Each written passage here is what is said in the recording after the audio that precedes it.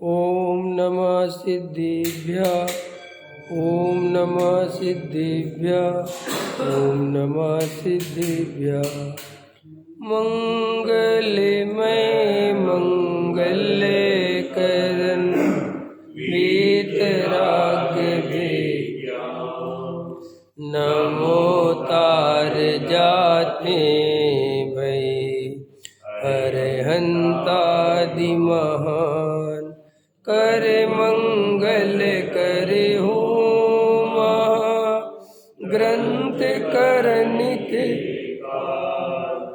जाते मिले समाज सब पावे निज इस भव तरु का मूल जानो मिथ्या भाव ताको कर निर्मूल अब करिए मोक्ष उपाय संतप्त मानस शांत हो इनके गुणों के गान में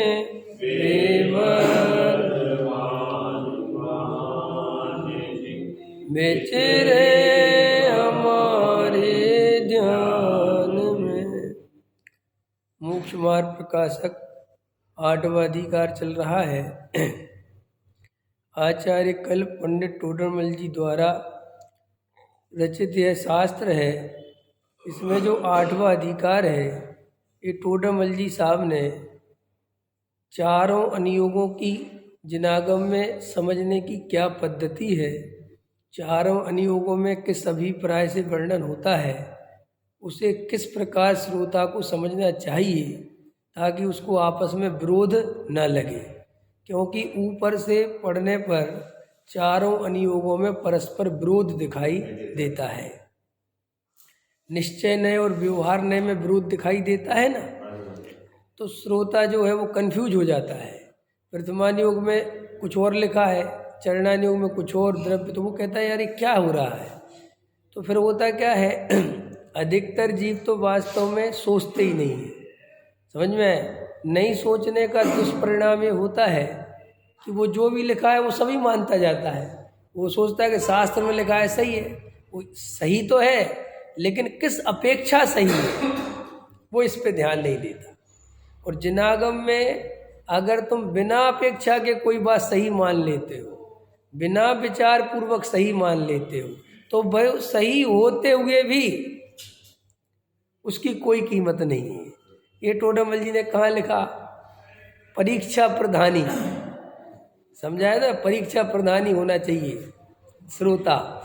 उसमें क्या लिखा कि जैसे परम सत्य बात है लेकिन तुमने पढ़ी और शास्त्र में लिखी इसलिए मान ली, तुमने कोई परीक्षा नहीं करी, कोई विचार नहीं किया, बस हमें तो लिखीजिए मैं तो मान ली, तो वो कहते वो सत्य होने पर भी सही है वो बात, आत्मा शुद्ध है, ये परम सत्य है, लेकिन समय सार में लिखा है इसलिए आत्मा शुद्ध है, बात खत्म हो गई।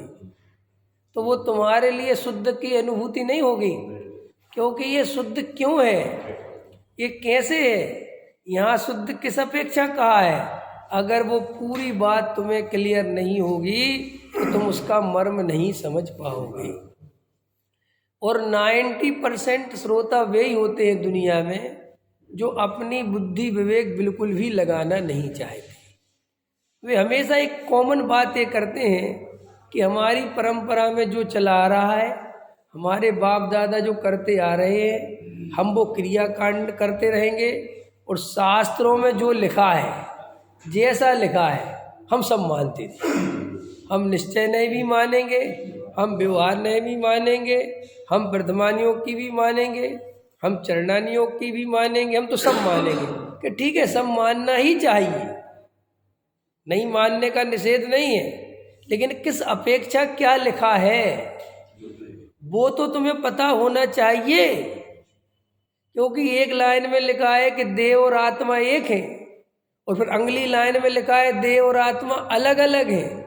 एक लाइन में लिखा है ये तीर्थंकरों की स्तुति जो देह से की जा रही है ये झूठी है, और एक तरफ लिखा है कि सच्ची है, तो तुम सब कैसे मान सकते हो?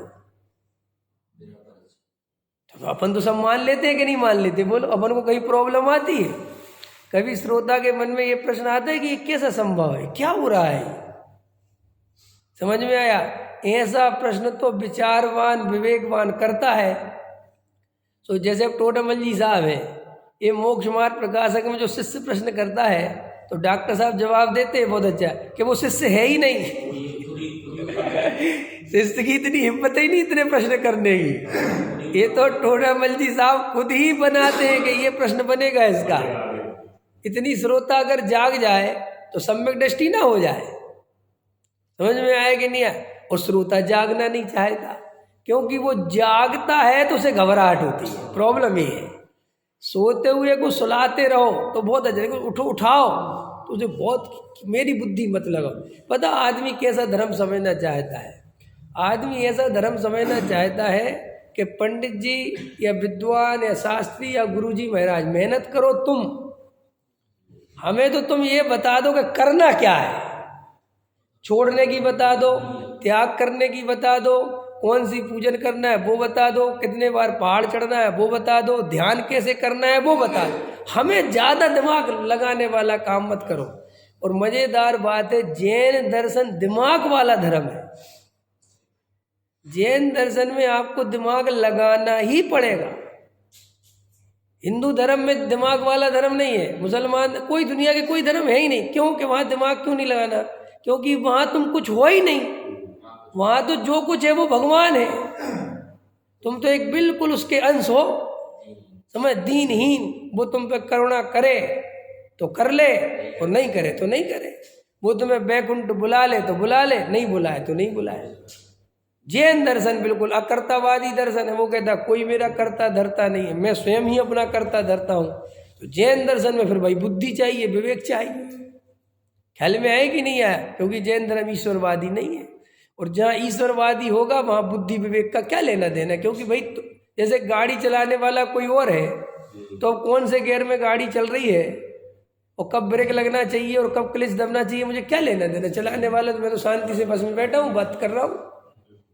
लेकिन अगर गाड़ी मैं ही चला रहा हूँ तो मेरी जिम्मेदारी बहुत है।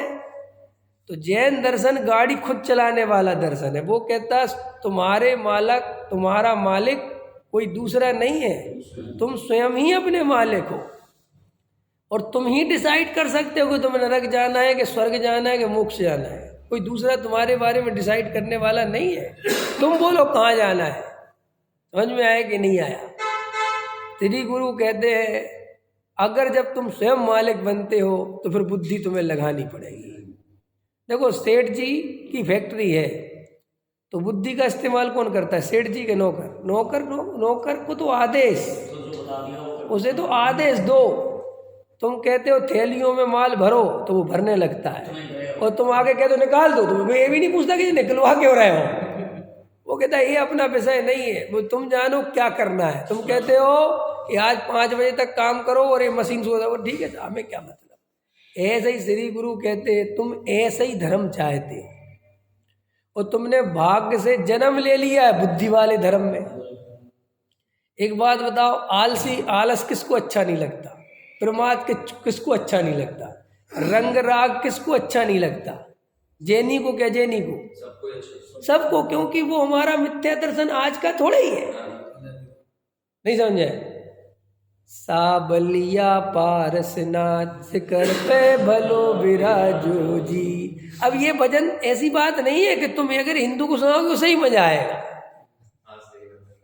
समझ में आया? उसे ये सुनाओगे मैंने तेरे ही भरोसे पारसनाथ बबर में नैया डाल दई, वो भी गाएगा तुम्हारे साथ। लेकिन तुम ये गाओगे प्रभु आपने एक ये क्या है? ये बात नहीं समझ में आती कि ये गायक क्या है और कौन है ये सब। लेकिन ये सबको समझ में आता है कि कोई भगवान है और वो तारणहारा है और मेरे को तार देगा। ये बिल्कुल कॉमन फैक्ट है, चाहे तुम जैनी हो चाहे अजैनी हो। तो अब जैनियों के यहाँ भाग्य से धर्म तो अकर्तावादी है, बहुत बुद्धिमानी का धर्म है। लेकिन बुद्धि तो इनने भी अपनी गिरवी रख रखी है, रहते तो ये अजैनों के बीच में है। इसलिए हमारे 99% अपने जैन धर्म को अपने जैनी भाई बिल्कुल अन्य धर्मों की तरह ही पूछते हैं। सबसे कॉमन प्रॉब्लम समझ में आई? क्यों है ऐसा? लोग ऐसा प्रश्न करते ना, ऐसा क्यों? ऐसा इसलिए है कि भाई बिना बुद्धि लगाए सबको माल चाहिए। समझ में आया कि नहीं आया? आप करोड़ रुपया आसानी से कमाना चाहते हो, ये जुआ होता है ना, ये जुआ, ये सट्टा, ये क्या है? लोग लगते हैं अगर 200 रुपये लगा दो और भाग्य से यार 2 लाख फंस गए, तबे उसको इतना माने 200 चले भी जाएंगे भी दिख रहा, वो कहता फिर भी एक बार तो दाव खेलो। समझ में आया? क्या वजह फंस जाए। ऐसे ही दुनिया में सब धर्म ऐसे ही चाहते हैं कि साहब हमें कोई भगवान मिल जाए और आके कह दे बच्चा खुश रहे, तू मोक्ष चला जाएगा, तथास्तु। सब ऐसे ही चाहते, काल्पनिक धर्म। जबकि वास्तव में ना तो आज तक किसी को भगवान मिला, ना किसी ने आशीर्वाद दिया, और ना कोई भगवान मोक्ष ले गया, कोई नहीं ले गया। ये सब बिल्कुल आपकी कल्पना है। तो देखो भाई, आप लोग, हम सब लोग महाभाग्य से ऐसे धर्म में जन्मे हैं जो बहुत वैज्ञानिक धर्म है, जो किसी भी कीमत पर पाखंड को जन्म नहीं देता, किसी भी कीमत पर मिथ्या मान्यताओं का पोषण नहीं करता, जिसमें भगवान किसी का कर्ता धर्ता नहीं है। परम आकर्ता जिनेंद्र देव, परम आकर्ता जिनेंद्र देव, उनने ये मार्ग बताया है कि प्रत्येक जीव स्वयं भगवान है और उसमें भगवान बनने की पूरी शक्ति, पूरी सामर्थ्य है। उसे किसी के सामने दीनहीन होने की जरूरत नहीं है, उसे किसी के सामने गिड़गिड़ाने की जरूरत नहीं है। अपन तो ऐसे भाग्य से ऐसे धर्म में जन्मे हैं। देखो भाई, जब तुम स्वयं अपने कर्ता धर्ता हो तो अब तुम्हें अपनी बुद्धि लगानी पड़ेगी, तुम्हें भगवान भरोसे जीना बंद करना पड़ेगा। समझ में आया? तुम्हें शास्त्रों की बात इसलिए नहीं मान लेनी है कि शास्त्र में लिखी हम तो मान लेंगे। जैन धर्म ये भी नहीं कहता। जैन धर्म ये कहता है कि अन्य दर्शनों की तो क्या हालत है कि भाई हमारी कुरान में लिखी है, बात खत्म हो गई। समझ में आया? हमारी गीता में लिखी, बात खत्म हो गई। कह रहे भाई समझो तो यार ये लिखा क्या है, हमें समझने समझने की कोई जरूरत नहीं। देखो डॉक्टर साहब समझाते हैं एक बात कि दुनिया कैसे चलती है, वो बहुत अच्छा समझाते हैं। वो कहते देखो, अगर तुम्हें किसी का गला पकड़ना हो ना तो बहुत आसान है। कि कैसे आसान है?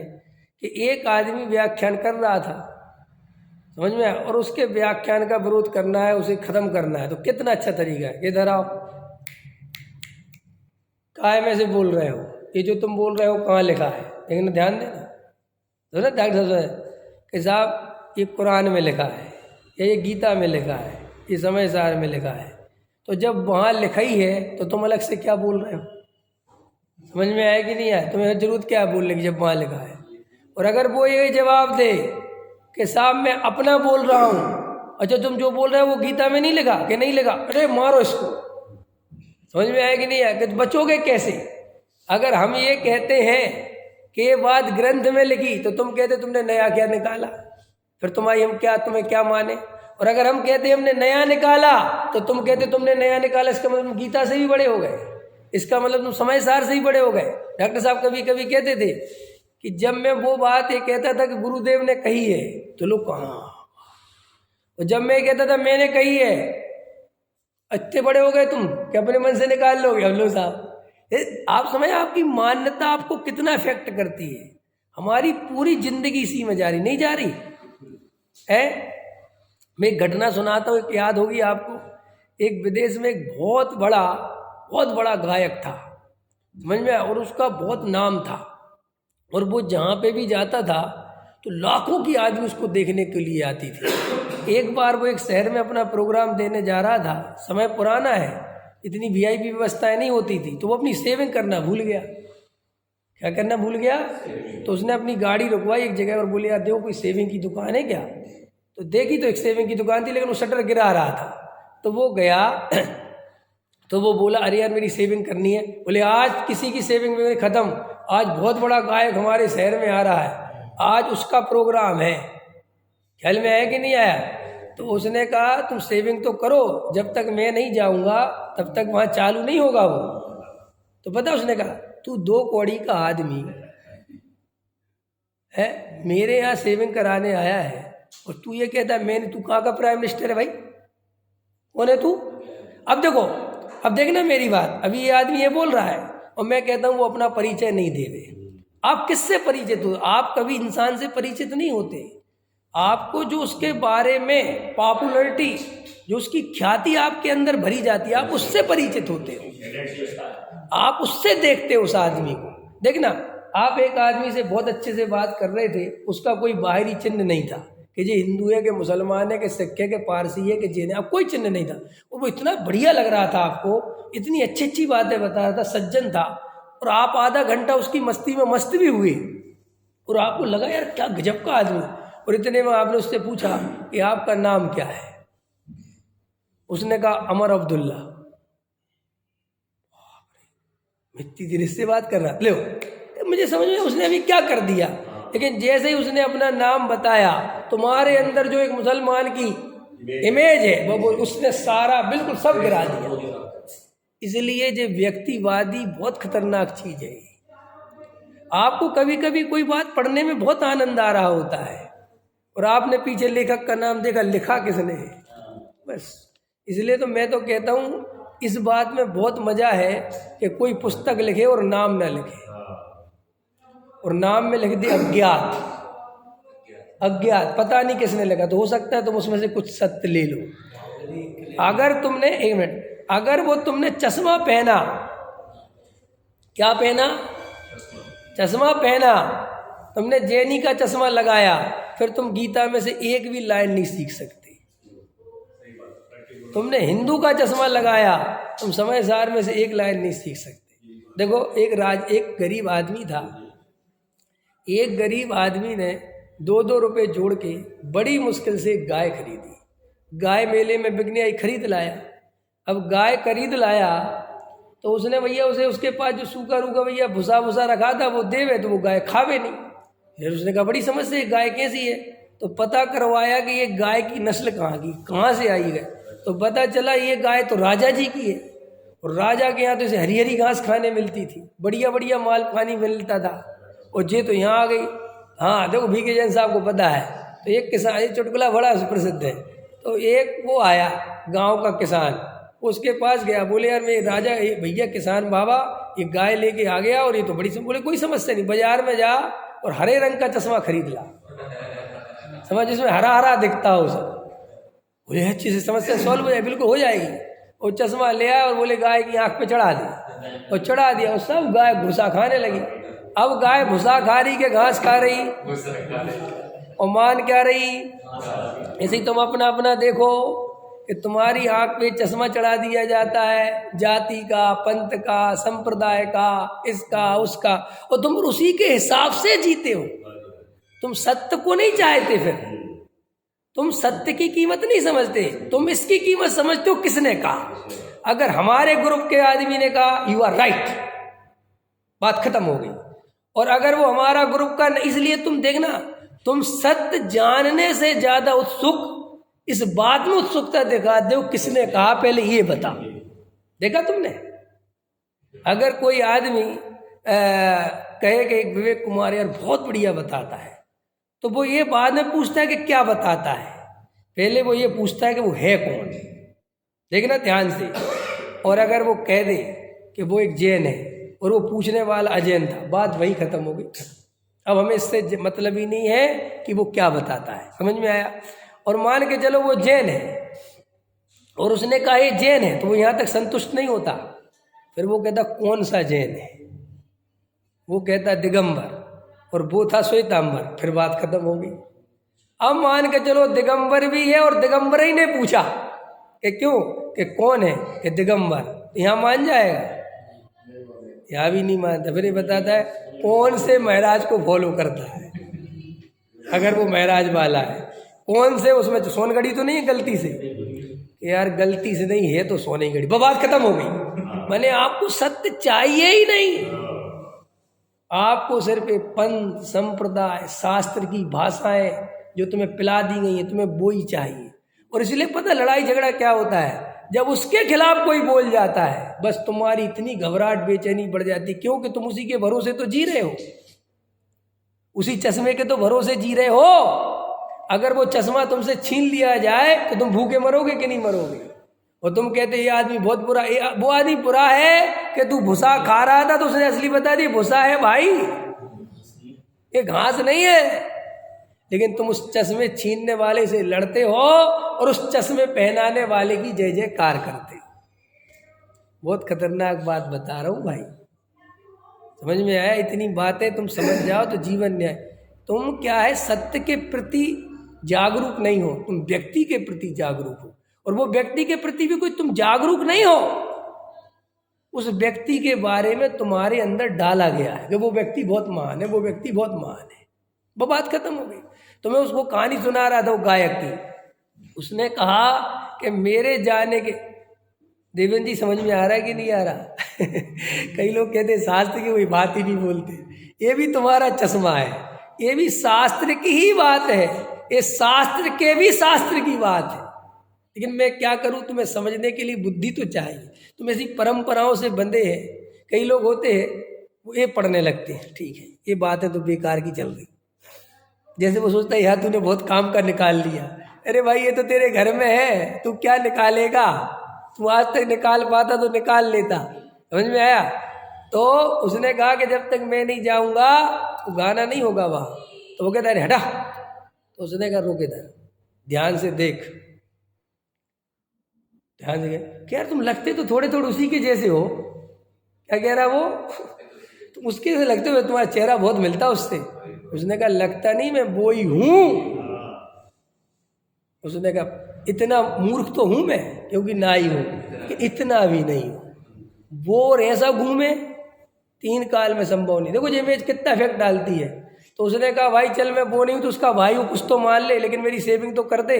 नहीं करी उसने। और जब वो वहीं स्टेज पे गया उसी में ही वो देख के दंग रह गए, बाप रे बाप, ये तो मेरी दुकान पे आया था। अब ये नहीं मानना कोई किसकी दुकान पे आया था। ये वहाँ ऑडियंस से कह रहा कि मेरी दुकान पे आया था, मेरे से 10 मिनट बात करी, ये मेरे से कह रहा था मेरी सेविंग कर दो, मैंने करी नहीं, अब रो रहा है। ये तुम्हारी इमेज तुम्हें नहीं डूबेगी। ऐसे ही तुम्हें आत्मा का अनुभव आता है, तुम्हें उसकी झलकें मिलती है, तुम्हें अनुभूति होती है, तुम्हें पता चलता है, लेकिन तुम संशय, विपर्य और अनंत बसाए में खा जाते हो उसे। अरे ये से थोड़ी होता होगा आत्मा, मैं अभी पानी तो अनछना पी लेता हूँ, मुझे कहाँ मिल जाएगा आत्मा? मैंने तो चोरी के आम खा रखे, मुझे कहाँ मिल जाएगा आत्मा? मेरी तो भी खाने में बहुत रुचि है, मुझे कहाँ मिल जाएगा आत्मा? समझ में आया कि नहीं आया? अभी एक मित्र ने पूछा है कि आपने कल रात को भरत जी की खीर का उदाहरण दिया, तो भरत जी तो चक्रवर्ती थे, उन्हें खीर के बारे में सोचना ही नहीं पड़ता था, उन्हें खीर तो अपने आप आके मिल जाती थी, वे तो कोई ज़्यादा विकल्प करते नहीं थे। और हम सबको तो विकल्प करने पड़ते हैं अगर हमें कुछ खाना है। तो आप भरत जी से हमारा कंपेरिजन कैसे कर सकते हो? देखो फिर कितना बड़ा अज्ञानता है इसमें। भाई हमने भरत जी से वो खीर मिली कि नहीं मिली इससे कंपेरिजन नहीं किया। बिना इच्छा के भोग नहीं होते, बिना इच्छा के खीर नहीं खाते, इच्छा होती है तभी खीर खाते हैं। और वो खीर मिलना और नहीं मिलना वो तो पुण्य का उदय है, इससे क्या फर्क पड़ता है? भाई उनके पुण्य का उदय है तो उनको खीर मिल रही, और मेरा पुण्य का उदय नहीं है तो खीर नहीं मिल रही, लेकिन इच्छा तो दोनों की है। मुद्दे की बात तो ये है भाई, मैं चक्रवर्ती बनूं नहीं बनूं, मेरे वो विषय भोग मुझे मिले नहीं मिले, लेकिन इच्छा तो है। तो साहब इच्छा, अरे तो भाई जिस भूमिका में खड़ा है, चौथे गुण स्थान में खड़ा है, तो बाहर की सामग्री तो पुण्य के उदय से मिलती है, लेकिन भोक्ता अपनी इच्छा से है। वज्रसेन जी अगर ऐसा मानोगे कि उसकी इच्छा नहीं होती और भोगता है तो तुम गए काम से, फिर तो तुम उससे ज्यादा दुखिया कोई दुनिया में होगा ही नहीं। ऐसा इच्छा तो हो रही और भोगना पड़े, इससे तकलीफ होगी कोई दुनिया में? बोलो। आपके भोजन करने की इच्छा नहीं हो, ध्यान देना, आपने भरपेट भोजन कर लिया मान लिया, और मैं आपको रसगुल्ला खिलाऊं, कहूँ देखो जी पुण्य का उदय, वो तो आपको भोग नहीं पड़ेगा। बोलो, नहीं समझ में आ रहा? आप कहोगे भैया ऐसा पुण्य का उदय, बाप बचाओ मेरे को। कि नहीं नहीं वो तो भाई साहब ऐसा थोड़ी, अब आपने पुण्य बांधा दे दे भाई, पुण्य बांधा इसका मैं भोगूंगा ये नहीं है, इच्छा होगी तो भोगूंगा। इस समझ लो अच्छे से, बहुत इंपॉर्टेंट। लोगों ने क्या समझ रखा है, ज्ञानी के कोई इच्छा ही नहीं होती। अरे इच्छा नहीं होती, सुख बुद्धि नहीं होती। इच्छा नहीं होती माने का अर्थ है कि उसे पर पदार्थों में सुख बुद्धि नहीं होती, इसका नाम है कि उसे इच्छा। कल रात की क्लास सुनी थी किसी ने? अरविंद जी नहीं सुनी? कह रहे हम यही नहीं सुन रहे, वो क्या सुनेंगे? क्या कहा था? ये तो सुन रहे हैं। अरे दूसरे अर्थ में कह रहा, अरे दूसरे यार आप भी विवक्षा नहीं समझते यार, श्रोता वो समझ गए हम क्या कह रहे हैं, हमारा सारा सब समझते तुम्हें छोड़ के, समझो। अब ये भी बात है, जिसकी न पटी बिमाई क्या वो क्या जाने वीर पर आई। अरे सुनो, अभी मैं कुछ और अर्थ में कह रहा हूँ, अभी ताजगी नहीं आ रही, ताजगी नहीं आ रही है हमारे सेठ जी के अंदर, मैं वो ताजगी का इंतजार कर रहा हूँ। आई आज ताजगी है? कुछ नहीं है ना, अभी सुस्त बना है, वो दिख रहा है। कोई बात, सुनो सुनो क्या बता रहा था मैं? कल मैंने रात को रुचि का अर्थ किया था।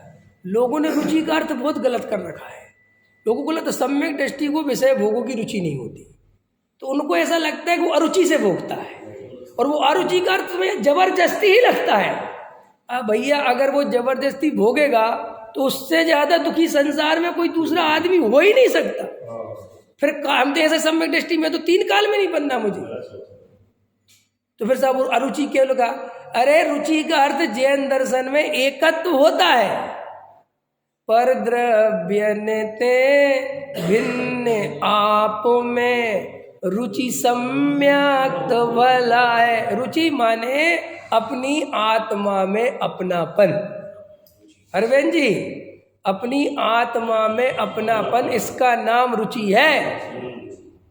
मैं अच्छे स्वादिष्ट ले लेके बढ़िया भोजन कर रहा हूँ, इसलिए साहब मुझे भोजन की रुचि है, माने वो रुचि है, लेकिन अपनापन मैं जानता हूँ ये भोजन में नहीं हूँ। एक बात बताओ, कोई आदमी बहुत स्वादिष्ट भोजन बढ़िया आनंद पूर्वक कर रहा हो, तो क्या वो ये मानता है कि मैं भोजन ये हूँ? मेरा अस्तित्व भोजन में कोई मानता है क्या? सब जानते भोजन में थोड़ी ही हूँ, बस ये मैं नहीं हूँ और ये मैं हूँ, इसका नाम सम्यक दर्शन है। ये शरीर में नहीं हूँ, ये शरीर की क्रिया का कर्ता मैं नहीं हूँ, इसका नाम है, और मैं आत्मा हूँ, मैं ज्ञाता दृष्टा हूँ, मेरा काम जानना देखना है। ऐसी श्रद्धा का नाम सम्यक दर्शन है।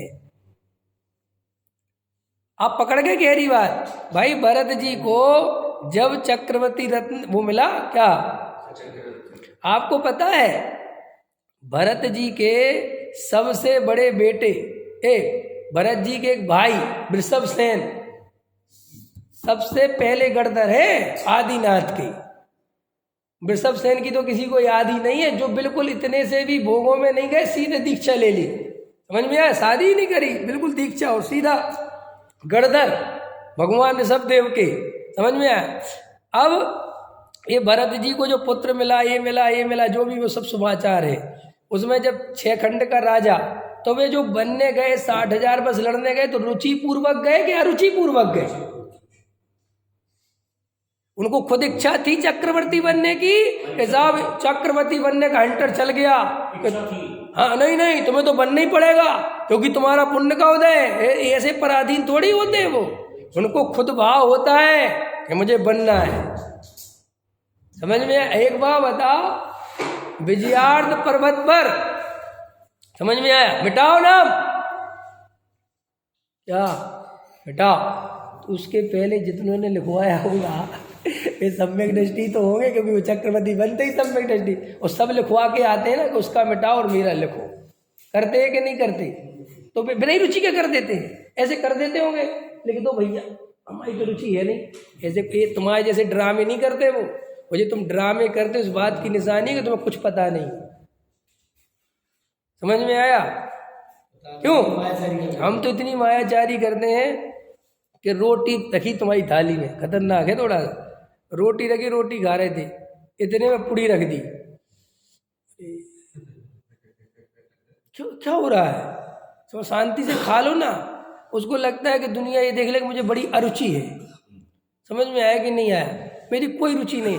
तुम ये दिखा दिखा के जिंदगी चली जाएगी, ये रूखी रूखी जिंदगी दिखा के बैरागी तो दिखोगे तुम संसार को, लेकिन अंदर से बहुत कसाय भरी होगी।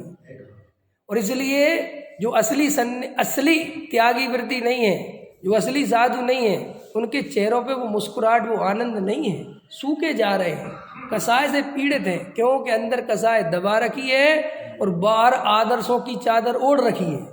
बाहर दुनिया की नज़रों में बन गए धर्मात्मा, बाहर ऐसे घूमते हैं कि बिल्कुल चार जमीन हाथ देख के चलते हैं। समझ में आया कि नहीं आया? और अंदर कुछ है नहीं, वो गड़बड़ होती है। तो अपन को ये सम्यक दृष्टि के बारे में अच्छे समझ लेना कि वो कोई दबाव में भोग नहीं भोगता है, उसे अंदर भोगने की इच्छा होती है पूरी, तभी भोगता है। और ये जानता है कि जब तक मैं अपने स्वरूप में स्थिर नहीं होऊंगा, एक इच्छा होगी और एक इच्छा आश्रव है, बंद है, दुख रूप है, सुख का कारण नहीं है, पूरा व्यवस्थित जानता है वो। और जब वो अपने स्वरूप में रमने की स्थिति बनने लगती है, आगे का माल तैयार होने लगता है, तो बस यहाँ से निकल जाता है। इतना मार्ग है, उसमें क्या बात। हम लोगों को लगता है कि ऐसे में तुम विषय भोगों में लगे रहेंगे। तुम्हें ऐसा क्यों लगता है? तुम आत्मा की तरफ ध्यान क्यों नहीं देते? तुम देखे तो देखो आत्मा की तरफ ध्यान। तुम्हारी उसी बच्चे की साइकिल की तरह है कि पापा छोड़ देंगे तो मैं गिरी जाऊंगा। साइकिल सिखाते ना अपन बच्चे को, तो पापा पीछे पकड़े हैं, उसका भाई पकड़े हैं, तो वो क्या पीछे देखता है बार बार कि छोड़ तो नहीं दिया, और वो देखते ही क्या होता है। और बच्चे को पिताजी, उसका भाई कितना समझाता है कि भाई तुम चलाओ ना। अरे क्या बात करते हो, 2 पहिया, कोई आगे पीछे पहिया नहीं, गारंटी से गिर जाऊंगा। एक बात बताओ, साइकिल जब जिसने बनाई होगी वो कितना होशियार आदमी रहा होगा। आपको लगता है कोई क्या, अभी आपके दिमाग में नहीं है, अभी आप इतिहास में पढ़ो तो साइकिल बनाने वाला बहुत बड़ा, बहुत इंटेलिजेंट आदमी है कि 2 पहियों पे आदमी, समझ में, कोई सपोर्ट नहीं, टिकेगा कैसे? उसने कहा मैं टिका दूंगा। जब उसने बनाई होगी, एक बार बताओ, जब वो उसके लिए लाया होगा लोग क्या कह रहे होंगे, पागल हो गया क्या, हमारे हाथ पैर तोड़वा देगा ये। समझ में आया कि नहीं आया? अरे भाई हम कैसे चढ़ेंगे इस पे? आपको पता है साइकिल पे चढ़ना भी बहुत बड़ी कला है। अगर जिसने साइकिल आपने सीखी होगी, जब हम शुरू में साइकिल सीखे तो हमारे साथ क्या प्रॉब्लम हुई कि हम साइकिल चलाना तो सीख गए, लेकिन साइकिल पे चढ़ना नहीं सीखे। तो हम चढ़ते कैसे थे? हम चबूतरा खोजते फिरते थे। समझ में आया? तुम लोगों ने भी हो सकता है किया हो। तो हमने ऐसा किया कि चबूतरे पर पड़े, चबूतरा ऊंचा हो गया, साइकिल नीचे हो गई, हम उस पर बैठ गए और हमने एकदम पेडल मारे, इतना हम संभाल लेते थे। लेकिन हम नीचे ही से साइकिल पे ऊपर बैठ जाए बिना चबूतरे के, वो कभी कभी ऐसा होता था चबूतरा ही नहीं मिल रहा, अब रोड पे फंस गए, चबूतरा है ही नहीं कहीं, अब क्या करें? तो भैया चुपचाप लुढ़काते जा रहे, या फिर कोई दूसरे आदमी को कह रहे कि तू पकड़ और मैं बैठता हूँ, फिर धक्का दे देना। बोले ऐसा होता है कि नहीं होता है? आपको तो सीधा धर्म अंगीकार करना चाहिए था। हाँ बराबर, हमें पता चल गया ना वो साइकिल से ही कि हम सीधा मुनि धर्म अंगीकार करेंगे तो मुंह के बल गिरेंगे।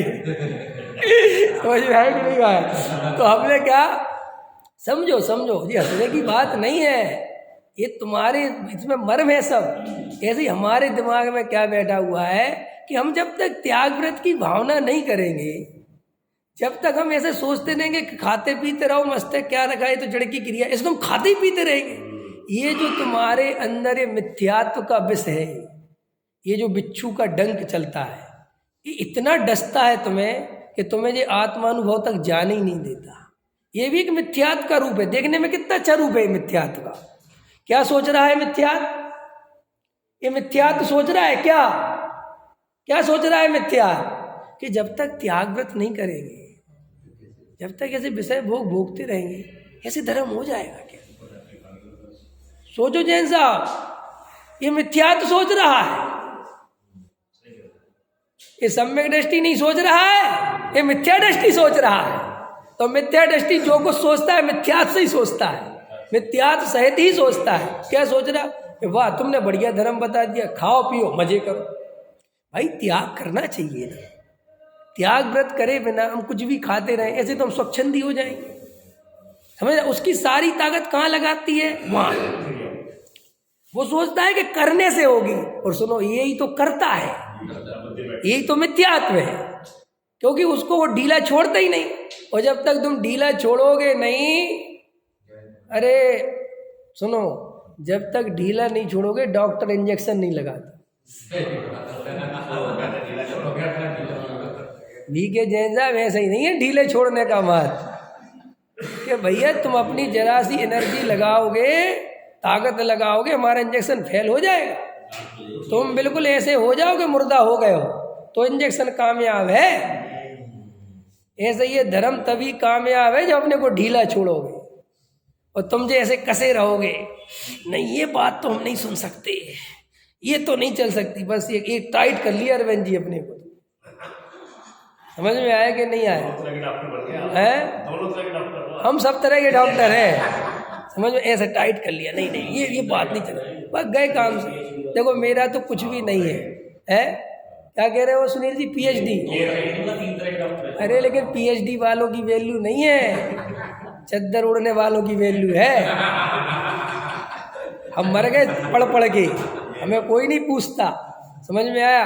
रवि जरा सा चद्दर डाल ले, बात खत्म हो गई, जय श्री राम। फिर देखो तुम भगत अभी पीछे पड़ेंगे मेरे। समझ में आया कि नहीं आया? क्या समझते हो तुम? ये क्रियाकांड आडंबर जगत पूजयंती लगाए आचार्यों ने। किसको ज्ञान की कीमत मूर्खों को हो सकती है? ये मूर्ख आडंबरों को पूजता है। ज्ञान को पूजने वाला तो ज्ञानी ही होता है। एक सम्यक दृष्टि ही समझता है कि सम्यक दर्शन क्या है। मिथ्या दृष्टि तो ये आडंबर को पूछता है, चद्दर ओढ़ ली और आगे तुम लोग लगा लेना है, ज्यादा क्या बोलना, सब समझते हो, वो हो गया। फिर उसको क्या आता है क्या नहीं आता है, क्या बोलता रहता है, कुछ का कुछ बताता रहता है, तुम्हें कोई मतलब नहीं, बस त्याग व्रत है जी, त्याग व्रत है, तुम इस पर मरते हो। हमारी पूरी भारतीय संस्कृति ये क्रियाकांड से बर्बाद हो गई।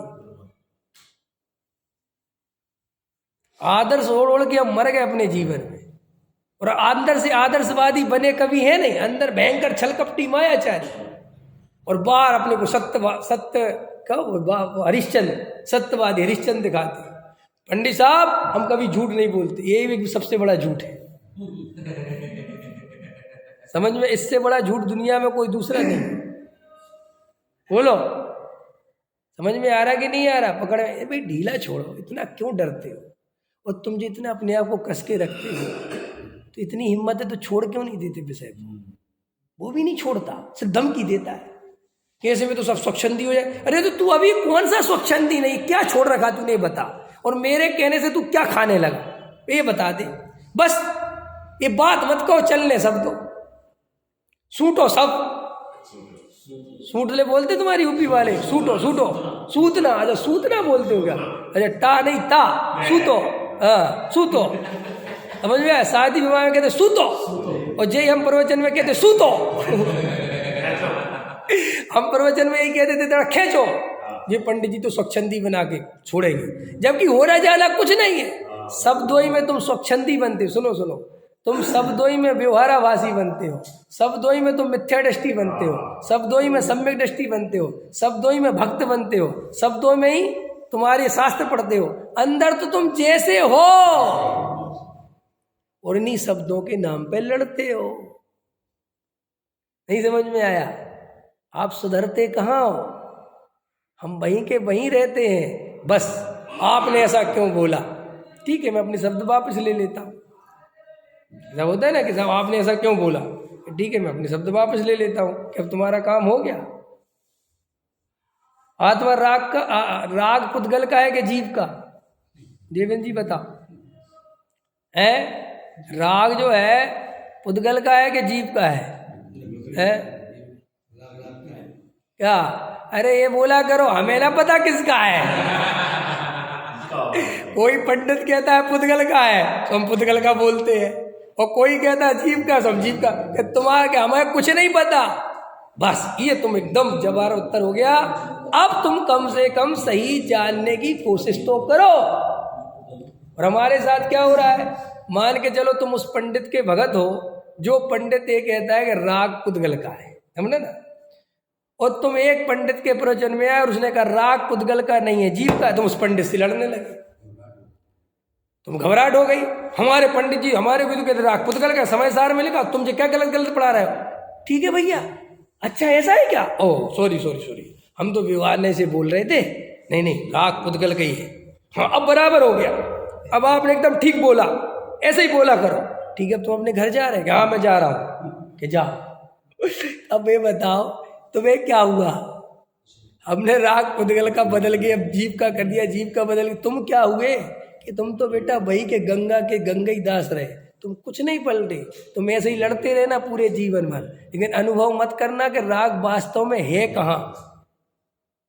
और यही चल रहा पूरी दुनिया में, समाजों में, शास्त्रियों में, विद्वानों में, सब अज्ञानियों की ऐसी लड़ाई झगड़े हैं, बेचारे लड़ते रहते हैं। और कोई पूछे कि इधर आओ, एक कहानी याद है तुम लोगों को? भगवान है, याद है? आप भूल गए? एक गांव में एक साधु महाराज गए, सारे लोग इकट्ठे हुए कि साधु महाराज बहुत ज्ञानी ध्यानी आदमी है, 300 वर्ष बाद निकले हिमालय से, समझ में आया? तो गए, सब इकट्ठे हो गए, साधु महाराज बैठे थे अपने ध्यानस्थ, गांव पूरा इकट्ठा हो गया, ध्यान से बाहर आए, बोले बोलो भैया क्यों इकट्ठे हुए? बोले साहब आपसे मार्गदर्शन चाहिए, हमें धर्म की व्याख्या, मोक्ष की व्याख्या सुननी है। उनने कहा बाद में, पहले एक प्रश्न का जवाब दो। बोले हाँ। बोले ईश्वर है कि नहीं? बोले है। उन्होंने कहा वेरी गुड, ये तो आज तक मुझे ही पता नहीं और तुम्हें पता है, तो ज्ञानी कौन हुआ? तुम जाओ अपने घर। अरे यार, बोले यार अपन ने तो यार गलत जवाब दे दिया, अपन तो कल चलेंगे वापस। फिर आ गए, बोले क्या हुआ? बोले साहब वो हमने कल गलत जवाब दे दिया। बोले अब क्या जवाब है? बोले ईश्वर नहीं है। बोले very good, you are decide, तुम्हें पता है कि नहीं है, घर जाओ। यानी कि ये क्या करें यार? तो बोले एक काम करो, आधे बोलेंगे है और आधे बोलेंगे नहीं है, तब तो फंस जाएगा, तब तो कुछ बोलेगा। तो आधे बोले है और आधे बोले नहीं। तो बोले जिनका है वो नहीं है वालों को समझा दो कि कैसे है और घर जाओ। समझ में आया कि नहीं आया? अब गांव वालों ने अपना सर पकड़ लिया, अरे क्या हो रहा है? फिर सब लोगों ने, गांव वालों ने कहा यार अपन मूर्ख है, पागल हैं, वास्तव में वो कुछ संदेश दे रहे हैं, अब अपन कल जाके कहेंगे कि वास्तव में कुछ पता नहीं है। फिर वो गए तो बोले महाराज अब हमें समझ में आ गई। कि क्या समझ में आ गई? कि हमें अभी कुछ पता नहीं। बोले अब बात ठीक है, अब बात हो सकती है। बोलो हम ऐसे ही नहीं हैं, हमें पहले ही सब पता है। और मैं ये पूछ रहा हूँ कि तुम सुन क्यों रहे हो? बस सुनने के लिए सुन रहे हैं, हमारी सारी धारणाएं बनी हुई हैं, हमें सब पता है, हमें आपसे कुछ भी नहीं सीखना है। तो जब आपको कुछ सीखना ही नहीं है मेरे से, तो मुझे ये समझ में नहीं आता अपन बैठ क्यों जाते हैं। अब समझ कि नहीं साहब, वो ऐसे ही बैठ जाते सुनने के लिए। तो सुनने के लिए मत बैठो, अगर तुम्हें सब कुछ पता है तो उसका निर्णय करो। अब यहाँ बैठ के नई नई बातें अपने अंदर मत डालो। क्या करोगे इतना सुन के? क्योंकि जितना सुना हुआ है अगर उसी का निर्णय कर लो तो मोक्ष मिल जाएगा। क्या क्या इतना दिमाग लगाना? और अंतरंग में खाली सुनने के लिए सुनते हो कि पुण्य बनेगा, तो भाई साहब गफलत में ही गया जीवन, कुछ भी नहीं मिला। अगर हम स्वाध्याय इसलिए करते हैं कि शास्त्र में लिखा है देव पूजा गुरुपाध्याय स्वाध्याय संयम तप, समझ में आया? षटकर्माणि दिने दिने, इसलिए तुम स्वाध्याय करते हो, तो भाई साहब बहुत बड़ी गफलत में जी रहे हो। तुम्हें स्वाध्याय का अर्थ क्रियाकांड नहीं है, स्वाध्याय कोई पूजा पाठ जैसा नहीं है। स्वाध्याय का अर्थ होता है स्वयं के लक्ष्य से, स्वयं को जानने की इच्छा से किया गया स्वाध्याय, वो स्वाध्याय है। क्लियर हुआ कि नहीं हुआ?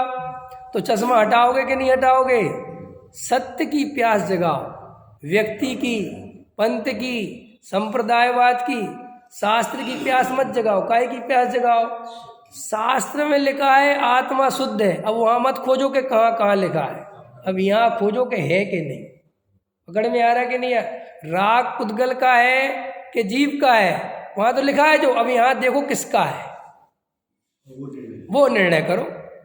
क्योंकि शास्त्र आत्मा से निकले हैं, शास्त्रों से आत्मा नहीं निकली है। क्या कहा मैंने? एक बार बताया था बच्चन जी, मुनिराज के आचरण से आत्मा नहीं बनती, आत्मा के आचरण से मुनिराज बनते हैं। पकड़ में आ रहा कि नहीं आ रहा है? ये बहुत गहरी बात है। ये आचरण पालोगे इसलिए मुनियों, ऐसा नहीं है। जब अंदर आत्मा में जाओगे तो ऐसा आचरण प्रकट होता है, ऐसा वस्तु का स्वरूप है। और लोगों ने उल्टा पढ़ रखा है कि ऐसा आचरण पालेंगे तो आत्मा में जाएंगे, जबकि ये क्या, आत्मा में जाओगे और जितनी मात्रा में जाओगे, सुनो सुनो, जितनी मात्रा में जाओगे, और वो जो कैटेगरी बनती है वो 14 है, उनका नाम है गुणस्थान। ये गुणस्थान इसी आधार पर बनते हैं। मोह और योग की तारतम्य दशा का नाम है गुणस्थान। कि भाई अनंतानुबंधी गई और मिथ्यात्व गया तो कौन सा गुणस्थान? चौथा। अप्रत्याख्यानावर्ण गई तो कौन सा गुणस्थान? 5वां। प्रत्याख्यानावर्ण भी गई तो कौन सा गुणस्थान? और संजुलन के फिर वो भेद बनते हैं, मंद मंदतर मंद, फिर उसके हिसाब से चलता है, ठीक है। और फिर 10वें गुणस्थान तक सूक्ष्म लोभ, फिर वो जब सूक्ष्म लोभ जाता है तो 12वें गुणस्थान का जन्म होता है, यथाख्याचार, क्या पूर्ण वीतरागी हो गए। तो भाई साहब, ये बाहर के आचरण से अंदर नहीं आया है, अंदर का आचरण से बाहर आया है। बाहर की ममता पाल के मां नहीं बनी है। क्या सुनील जी, बाहर की ममता से मां नहीं बनी है, अंदर मां बनी तो बाहर ममता आई है। कोई भी दुनिया की औरत, लड़की, स्त्री बच्चे को पालना नहीं सीखती, कहीं ट्रेनिंग नहीं लेती, जबकि मैं कहता हूं लेनी चाहिए। अगर वैज्ञानिक दृष्टिकोण से देखो तो लेनी चाहिए भाई, कि क्योंकि तुम्हें इतना छोटा सा बच्चा पैदा होगा चूहे जैसा, समझो, और उसको पालना सीखना चाहिए कि नहीं सीखना चाहिए? कहीं ट्रेनिंग स्कूल होने चाहिए। आज तक ट्रेनिंग स्कूल नहीं हुए। क्यों नहीं हुए? क्योंकि वो कहते ये घटना ऐसी है कि जब यहाँ माँ बनती है तो उसके अंतरंग में बच्चे का कैसे ध्यान रखा जाता है, ये भाव अपने आप पैदा हो जाते हैं। ऐसे ही जब कोई अंतरंग में आत्मा में डुबकी लगाता है तो बाहर में जीवों की रक्षा, ईर्ष्या समिति पूर्वक चलना, नग्न दिगंबर हो जाना, एक बार ही भोजन का विकल्प उठना, समझ में आया? किसी से मोह बढ़ाने का भाव नहीं आता, बात करने का भाव नहीं आता। वे 28 मूल गुण, वे 28 प्रकार का आचरण उसके जीवन में स्वयं घटित हो जाता है। ये बात तुम जब तक स्वीकार नहीं करोगे और जब तक ऐसा मानोगे कि बाहर के आचरण से अंदर आचरण बनेगा, 3 काल में मुनि तो थोड़ो सम्यक दृष्टि नहीं बन सकते। मुनि बनना तो बहुत दूर की बात है, साधु बनना तो बहुत दूर की बात है। और ये आप इतना सुनने के बाद भी वो अड़ंगा लगा के रखते हो, वो शर्त लगा के रखते हो कि पालेंगे तो पलेगा।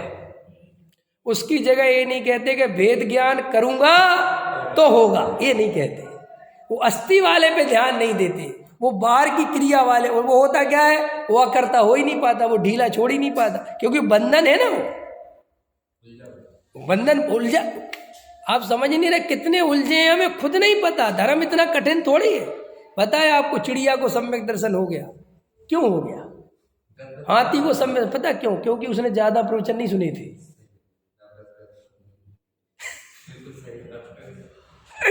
वज्रसेन जी खतरनाक है, यही प्रवचन कर दूं शिवपुरी में। वज्रसेन जी कह रहे शिवपुरी वाले भग जाएंगे सबके। समझ में आए? अब मेरे बारे में लोग ऐसा प्रचार कर रहे हैं कि बुलाना मत उसे, अब वो जितने बेवर भग जाएंगे। समझ में आया कि नहीं आया? क्यों? हाथी समझ गया, शेर समझ गया, समझ में आया, चिड़िया समझ गई, उल्लू समझ गया, सुअर समझ गया, गधा समझ गया, घोड़ा समझ गया, सबरे समझ गए, तुम्हें क्यों नहीं समझ में आया? वो जबकि उनको सबने एक ही एक प्रवचन सुना। बोलो, उनने 2 प्रवचन सुने क्या? है हाँ हाँ बराबर, वो तो है ही। नहीं, मैं ये कह रहा हूँ कि घोड़े, शेर को देखो कितनी बात बताई थी। शेर को जो मुनीरा क्या बताया कि भैया तुम ये शरीर नहीं हो, ये क्या कर रहे हो, तुम अपने चैतन्य स्वरूप को देखो, तुम्हारे अंदर जो ज्ञान स्वभावी आत्मा है वो तुम हो, उसको अपना जानो। मैं इतना कहा, अंदर गए, हाँ वास्तव में तो ज्ञान स्वभावी तो हूँ, ये क्या कर रहा हूँ, हो गया सब। लेकिन तुम बहुत होशियार हो, तुम कहते निश्चय से के व्यवहार से। शेर को पता नहीं था ये निश्चय व्यवहार। शेर बेचारा जैसा कहा अंदर डूब गया।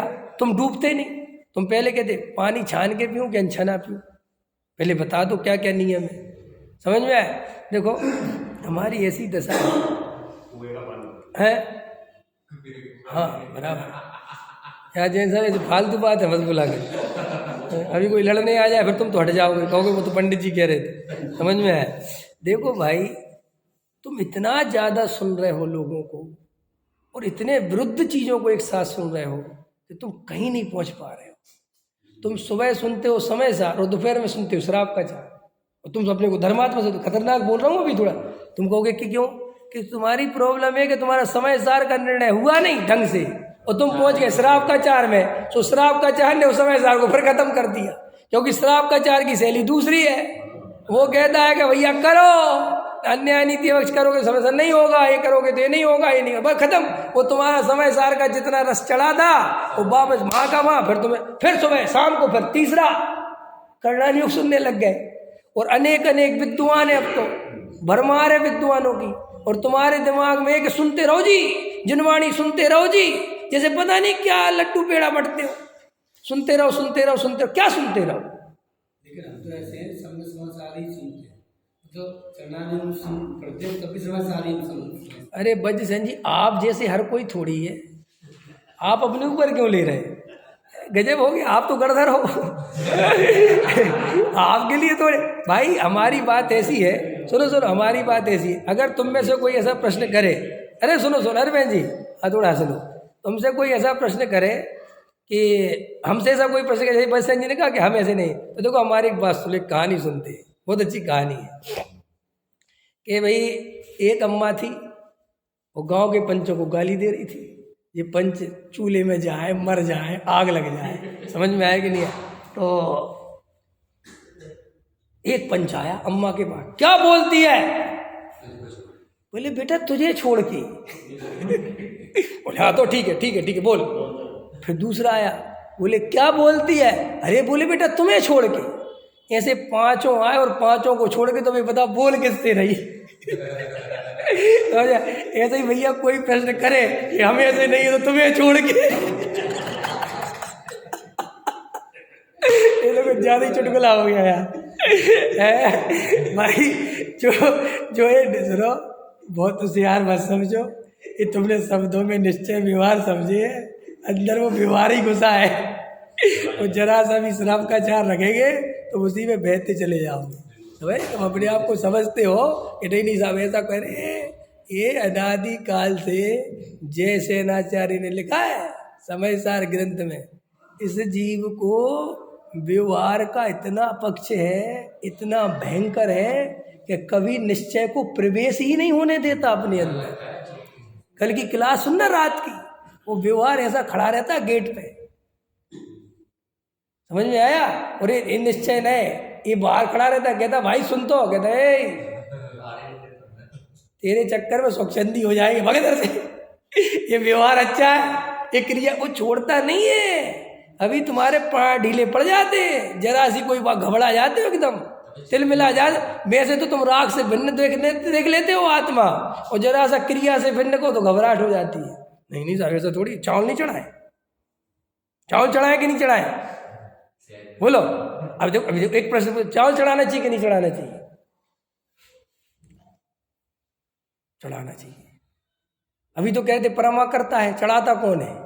सब वो तो व्यवहार ने से कह रहे थे, अब निश्चय ने से कह रहे कि हमें तो पता है निश्चय ने, तू अपनी अंदर की धारा बता। जब हमने ये प्रश्न पूछा तुझे कुछ याद भी आता है कि क्या निश्चय क्या व्यवहार? तुझे ये याद आता है कि चढ़ाना चाहिए, तू तुरंत करता बन जाता है 1 सेकंड में। आकर्ता को तो तू यूं मिटा देता है, आकर्ता रहता कहाँ है? 1 सेकंड आकर्ता टिकता कहाँ है? इसलिए तो मरे जा रहे हो। तुम्हारे जिंदगी में बिल्कुल दुख दुख बढ़ता चला जा रहा है। तुम्हारा ना सम्यक दर्शन नहीं हो पा रहा है और ना तुमको ढंग से खा पी पा रहे हो। जिंदगी तुम्हारी बर्बाद हो गई और तुमने से धर्म समझ लिया है। लोग उदासीनता का अर्थ नहीं समझते, अरुचि का अर्थ नहीं समझते, कुछ नहीं समझते, सब गड़बड़ चल रहा है। समझ में आया कि नहीं आया? और जो समझाने वाले हैं उनके बारे में ऐसा प्रचार कर दिया जाता है कि वो बहुत गड़बड़ा आदमी है, उसके चक्कर मत फंसना।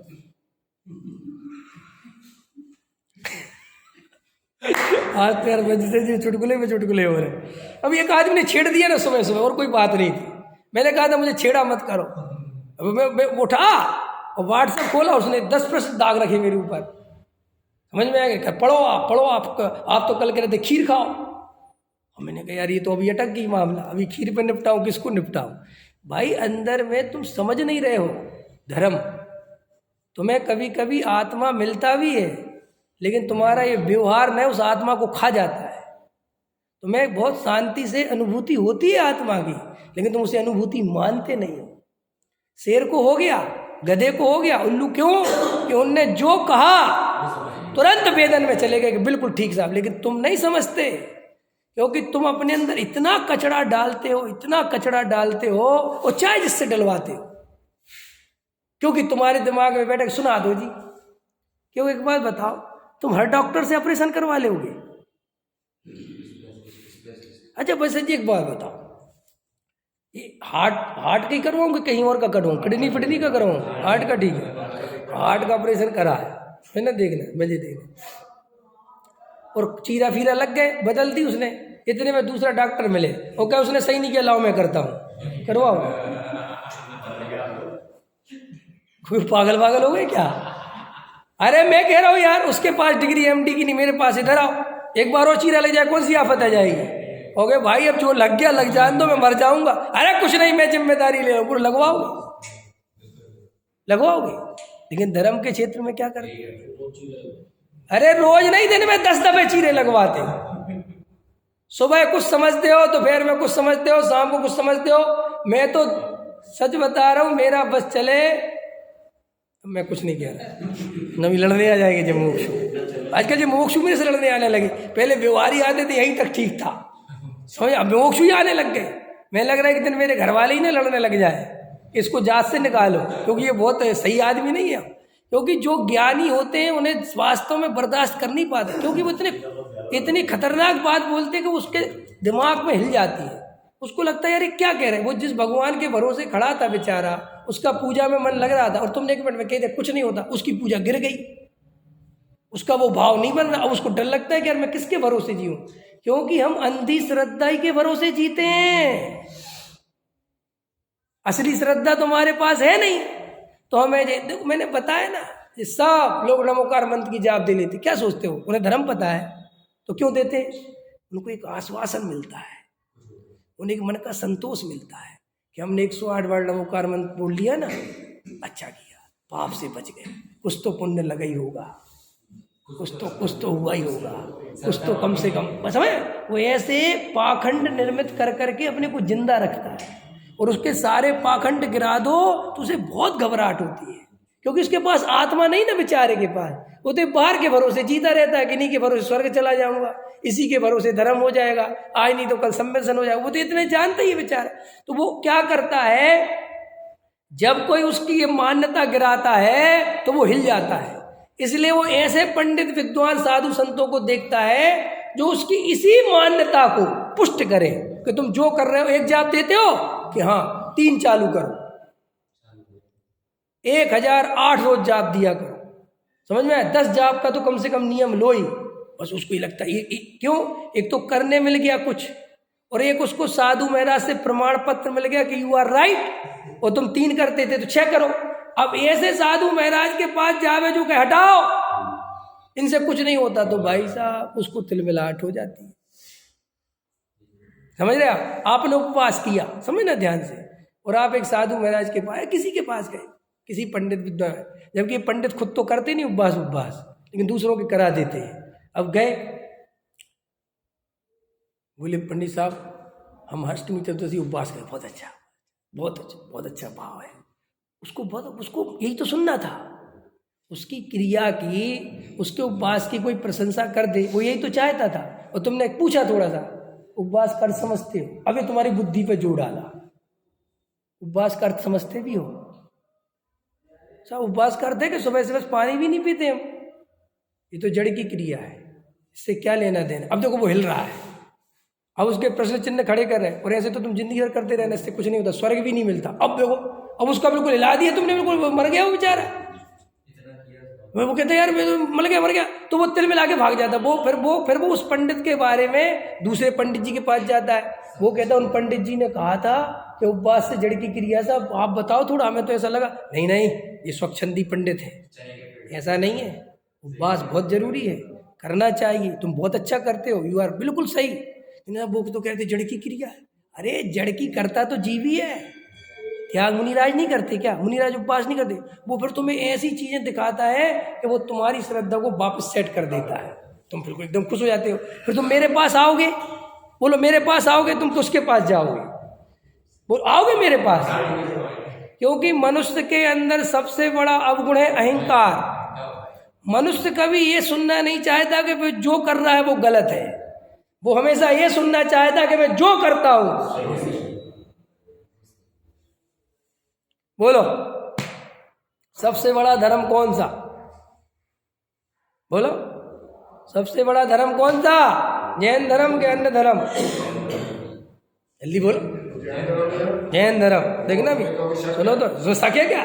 जैन धर्म सुनो, जैन धर्म में भी कौन सा? किसी बातें करते दिगंबर। अरे अभी मोक्षु में जल्दी आ गए तुम, दिगंबर। अब ये क्या सोचता है कि जी बहुत होशियार चंद है, ये सोचता है कि मैंने बहुत दिमाग लगा के बता रहा हूं। तुम कुछ नहीं, अगर हिंदू से ही पूछोगे तो उसके लिए भी यही उत्तर है कि मेरा सबसे बड़ा धर्म है। मुसलमान से पूछोगे उसका भी, इसके लिए कोई उसने कुछ अनुभव नहीं किया है, कोई परीक्षा। अरे भाई मैं जिस धर्म में जन्मा वो बड़ा ही है, समझ में आया? किसी के बाप में कितनी खराबी हो तो भी बेटा कुछ अच्छा ही ढूंढ ही लेता है, क्योंकि बाप मेरा है ना भाई, कुछ तो अच्छा ही ढूंढनी पड़ेगी। कई लोग कहते हैं हमारे पिताजी में और कोई क्वालिटी नहीं, लेकिन सीधे बहुत है। ये भी एक क्वालिटी है, ये तो बहुत बड़ी क्वालिटी है, समझ में? ये आपने क्यों सोचा? बताया आपको क्यों? क्योंकि आपके अहंकार के लिए, जैसे किसी की काली कलूटी पत्नी हो, अब क्या बताए विशेषता? तो पता है भैया मेरी पत्नी देखने में भले ही सुंदर नहीं हो बाहर से, लेकिन अंदर से बहुत सुंदर है, उसको तुम समझ नहीं सकते। अब गजब है। अभी आप ये मत सोचना कि वो अपनी पत्नी से प्रेम करता है, कुछ बात ये है कि वो अपने अहंकार को कैसे गिराए, तो वो उसको बचा के रखता है। जैसे आप देखना, आप दान दो और आपने नाम लिखवा दिया दान में, और आपको कि देखो भैया गुप्त दान देना चाहिए, गुप्त दान महाकल्याण। अब ये तो बात भारी पड़ गई कि यार गुप्त दान और महाकल्याण, और मैंने तो नाम 3 दफे बुलवा दिया, और ये मेरे को मैं कह रहा है, तो मैं उसका तर्क निकालता हूँ, भाई साहब मैं अपने लिए नहीं बुलवाता। क्या बोलता है वो? मैं तो मेरा नाम सुन के तो लोग और दे दें, मैं तो इसलिए बुलवाता हूँ। देखो ऐसे ही करते कि नहीं करते? बोल हमारे पूरे जीवन में ये अपने अहंकार को पुष्ट करने के अलावा क्या है? और आप जब तक अपने अहंकार को पुष्ट करवाते रहोगे और ऐसे पंडित विद्वानों महाराजों के पास घूमते रहोगे जो तुम्हारे अज्ञान का पोषण करते रहें, तुम्हें सही बताते रहें और तुम खुश होते रहो, याद रखना यहाँ तो खुश हो लो, लेकिन जन्म मरण के दुख नहीं छोड़ पाओगे, निगोद से नहीं बच पाओगे। बिल्कुल खतरनाक बात कह रहा हूँ, थोड़ी सी मुझे कहना नहीं चाहिए, लेकिन सम्यक दर्शन की प्राप्ति नहीं हो पाएगी, क्योंकि तुम अहंकार गिराने को तैयार नहीं हो। तुम अपने कार्यों की प्रशंसा सुनने के लिए मरे जा रहे हो। भाई यही तो इसी का फायदा उठा रहा है दुनिया। आज वो आदमी बहुत सफल है, समझ में आया? अभी दिगंबरी तक पहुंचा था, मोक्षु तक ले नहीं गया, अभी इतने में बहुत है, ठीक है कि नहीं? मोक्षु तक ले चलो, है बस ये ले चलो ना यार, ले चलते चलो, हमारा क्या जा, हम तो जहाँ को वहाँ चले। मोक्षु दिगंबरों में भी कौन ज्यादा दिमागदार है? सत्य किसके बाद है? मोक्षु। अब मोक्षु से पूछो कौन से वाले, जयपुर वाले या सोनगढ़ वाले? अगर जयपुर वालों के पास, सोनगढ़ में तो बहुत गलतियां चल रही, और अगर उधर वाला हुआ तो वो कहेगा इधर वाला। अब जयपुर वालों में भी जाओ, उनसे पूछो यहाँ पे भी बहुत भेद प्रभेद है, किस वाले में? बोलो तुम कहाँ गिरोगे, क्या सोचते हो, तुम कुछ समझदार हो? ये सब तुम्हारे अहंकार की परतें हैं। तुम्हारा सबसे बड़ा गुरु वो जिसे तुम मानते हो, तुम्हारा सबसे बड़ा शास्त्र वो जिसे तुम पढ़ते हो, तुम्हारा सबसे अच्छा मंदिर वो जिसमें तुम जाते हो। ये तुम्हारा जीवन है। और हम सोचते हैं कि हम बहुत अनुभव प्रधानी जीव है। क्या अनुभव किया तुमने? इसलिए गधे को सम्यक दर्शन हो गया, तुम्हें नहीं हुआ। क्योंकि गधे ने इतनी बुद्धि नहीं लगाई जितनी तुमने अपने अहंकार के पोषण के लिए लगा रखी है।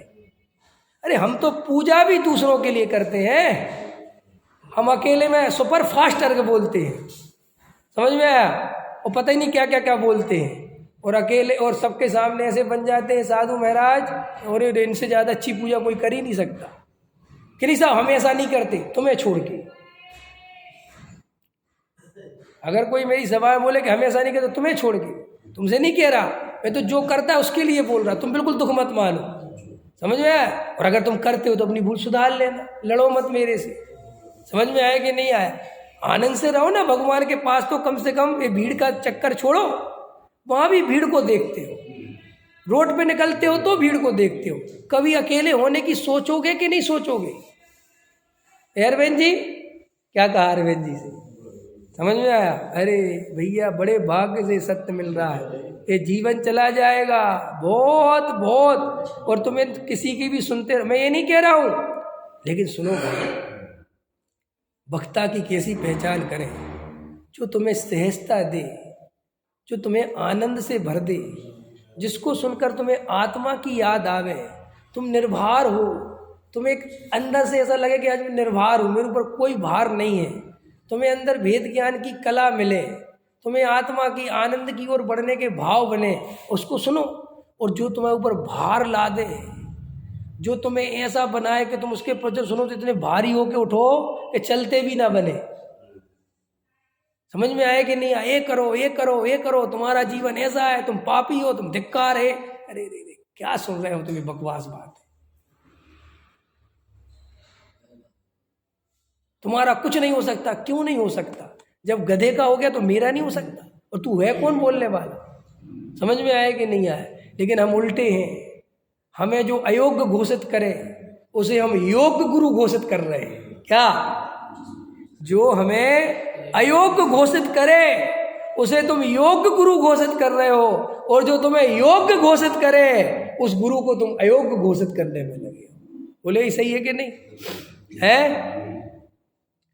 जो तुम्हें पापी दीनहीन ये बताए, अरे तुम्हारा जीवन बस, हाँ ये बहुत अच्छा, हम तो ऐसे। और जो कहे तुम भगवान हो, तुम आत्मा का अनुभव अभी कर सकते हो, कोई दम नहीं है किसी बातों में, कोई शर्त वर्त नहीं है आत्मा अनुभव की, ये तो स्वच्छंदी बना देंगे, हम तो खाने पीने में लग जाएंगे। ऐसे ही होता है कि नहीं होता है? यही हमारी धारणा है, हमें जीवन भर काटती है कि नहीं काटती है? भाई थोड़ा ढीला छोड़ो, इंजेक्शन लग रहा है, समझ में आया? और ये मिथ्यात्व का नाश कर देगा जो इंजेक्शन लगा रहा हूँ। लगवाना है देवेंद्र जी? है क्या कह रहे? दिव्य के जैसे आज का तो बहुत तगड़ा है। अरे भाई क्या करे भैया, तुम जानो, तुम्हारी बात जाने। चलो मेरा समय हो गया। अब यहाँ कोई कहे जो तुच्छ बुद्धि इतना विचार ना कर सके वह क्या करे? ये बहुत अच्छा प्रश्न है, ये तुम्हारे काम का प्रश्न हो सकता है कि तुम अपने को तुच्छ बुद्धि समझते हो। अगर इंटेलिजेंट समझते तो कोई दिक्कत नहीं। यहाँ जो तुच्छ बुद्धि है वे इतना विचार ना कर सके तो क्या करे? पढ़ दूँ बच्चे जी, अभी निपटा दूँ केस, 2 मिनट, टेंशन नहीं लेना है, घबरा नहीं, निपटाऊंगा तो केस कल, लेकिन आज पढ़ दूँ ना, तुम सोचना। देखो क्या लिखा, पढ़ो अरविंद जी पढ़ के सुनाएंगे। चलो मैं नहीं पढ़ूंगा, 301 नंबर का पेज पढ़ो अरविंद जी, जो मिल गया 301 निकालो। हाँ अरविंद जी पढ़ो। यहाँ कोई कहे जो तुच्छ बुद्धि इतना विचार ना कर, समझ गए पंडित जी? आपकी भी इतनी बड़ी बड़ी बातें हमारी समझ में नहीं आती, हमारे इतनी बुद्धि नहीं है, वो उसका प्रश्न है। पढ़ो क्या कहते हैं, चलो। जैसे व्यापारी अपनी बुद्धि के अनुसार जिसमें समझे सो थोड़ा सा या बहुत व्यापार करे, हाँ परंतु नफा नुकसान का ज्ञान तो अवश्य होना चाहिए। हाँ। इसी प्रकार विवेकी विवेकी अपनी बुद्धि के अनुसार जिसमें समझे उपदेश को ग्रहण करता हूँ, हाँ, परंतु मुझे यह कार्यकारी है, यह कार्यकारी नहीं है। इतना ज्ञान तो अवश्य ही होना चाहिए। बोलो, ये उपसंहार है मेरे पूरे प्रवचन का, आज के प्रवचन का उपसंहार है। मैंने इसलिए कहा था, मैं उसको बाद में पढ़ लूंगा। भैया व्यापार कम करो चाहे ज्यादा करो, ये इम्पोर्टेंट बात नहीं है, लेकिन नफा नुकसान का ध्यान होना चाहिए। यदि तुम्हारे पास बुद्धि कम है ये बहुत ज्यादा है, ये बात की बात नहीं है। तुम प्रवचन ज्यादा सुनते हो कम सुनते हो ये बात, लेकिन सुनो तो ये बुद्धि जरूर होना चाहिए कि ये बात मेरे मतलब की है, मेरे फायदे की है कि नहीं है। तुम धर्म के नाम पर अपने अंदर कचरा डालना बंद कर दो भाई साहब। अभी तुम बिना सोचे समझे डालते रहोगे, ये बाद में निकालना भारी पड़ जाएगा। सहजानंदी